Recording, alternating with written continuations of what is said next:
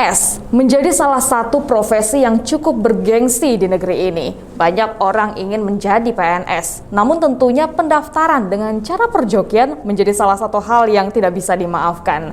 Dan kali ini kita masih dalam pembahasan tersebut dalam Bertajuk Lampung Pos. Bang, tadi kita sempat bicara, ternyata dari se-Indonesia 7 orang pelaku, 4 orangnya berasal dari Lampung. Kok bisa begitu ya Bang? Ini berarti skalinya sangat besar begitu. Ya, tentu saja karena seperti Arin bilang ya, itu CPNS atau menjadi pegawai negeri sipil itu masih menjadi primadona di Indonesia ya. Kita lihat di data BKN, Badan Kepegawaian Negara Nasional tahun lalu ya, itu jumlah pendaftarnya itu sampai 4,5 juta orang. Wow.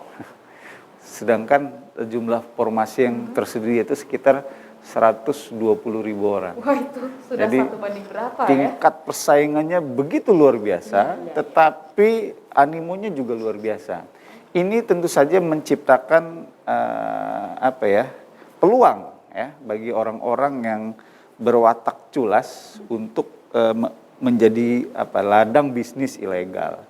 Di satu sisi harus jujur kita akui masih ada sebagian masyarakat kita itu juga yang punya watak culas juga gitu. Pengen sesuatu itu serba mudah, serba instan, serba gampang, melakukan segala cara termasuk menyewa jasa joki supaya apa? Supaya dia bisa lolos CPNS. Artinya ini ya tidak ubahnya dengan pepatah ada gula, ada semut ya. Ketika ada peluang besar ya, ada kesempatan besar, ada animo besar di situ juga, apalagi ada kebutuhan orang-orang untuk berlaku curang, maka ya terbentuklah sindikat ini dan mereka itu cukup luar biasa karena ini menggunakan sistem remote ya. Menggunakan sistem remote di mana si peserta cukup duduk manis ya di lokasi ujian, sementara komputernya itu bisa diakses oleh orang lain dari luar sana. Dan orang yang di luar sana itulah yang menjadi joki. Jadi kalau joki zaman dulu itu ya pesertanya tidak hadir di lokasi, yang hadir di lokasi itu adalah joki. Pengganti ya. Nah, ini enggak. Jadi pesertanya tetap duduk, tetap hadir ya. Panitia tetap mendeteksi bahwa si A itu hadir.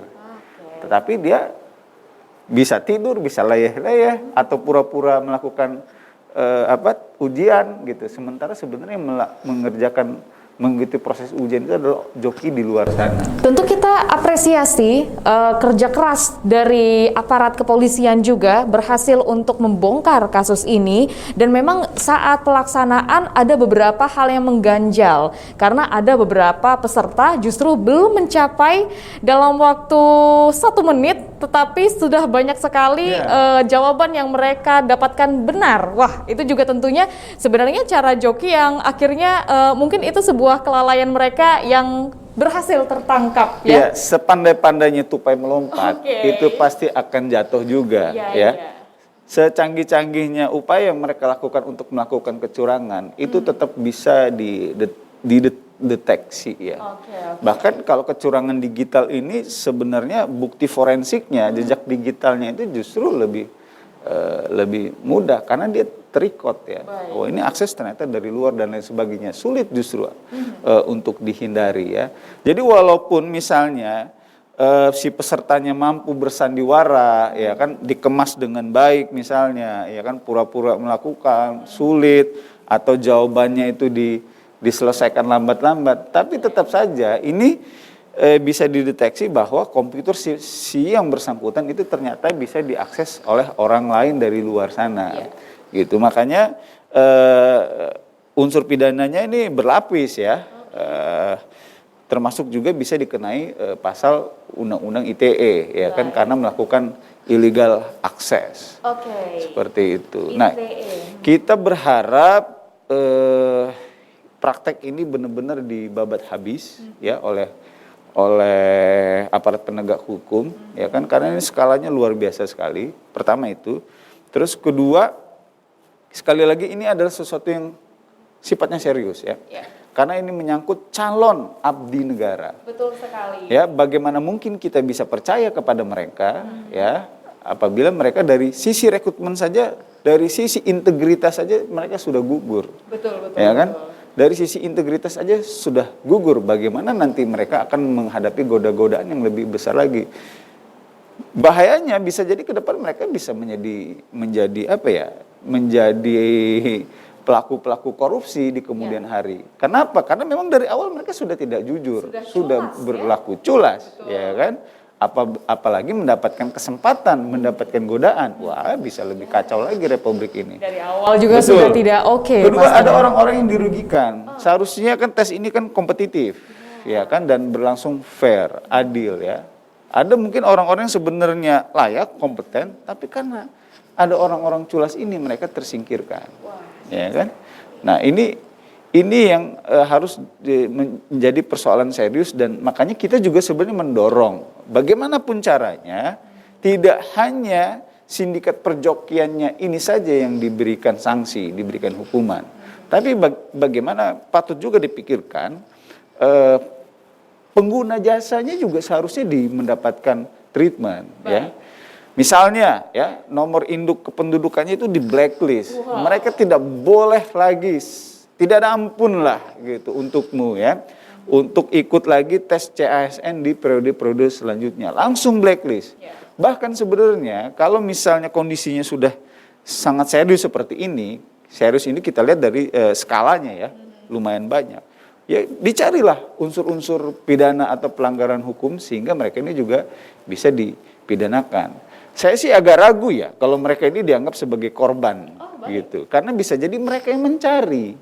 Ya kan, mereka yang mencari, mereka yang memburu, ya kan, secara sadar mereka ya ikut terlibat dalam aksi perjokian. Betul sekali. Karena balik lagi Bang, tidak akan ada semut apabila tidak ada gula, begitu kan ya. Karena adanya dia mencari, tentunya akhirnya profesi joki-joki seperti ini pun akhirnya hadir juga. Ini masalah serius Bang, karena ternyata dari anggaran rakyat untuk ASN atau PNS besar atau sekitar 15% dari total belanja, bahkan untuk perekrutan juga besar. Jadi kan ini memang suatu hal yang serius, karena jangan sampai anggaran negara sudah keluar besar, tetapi justru apa yang dihasilkan perekrutan tersebut ternyata bukan sesuai dengan apa yang telah diseleksi begitu. Nah, bagaimana rekomendasi atau solusi dari Bang Agus sendiri tentunya agar tidak terjadi lagi tidak ada hal kata ini? lain, Ya. ini harus disikat habis sampai ke akar-akarnya.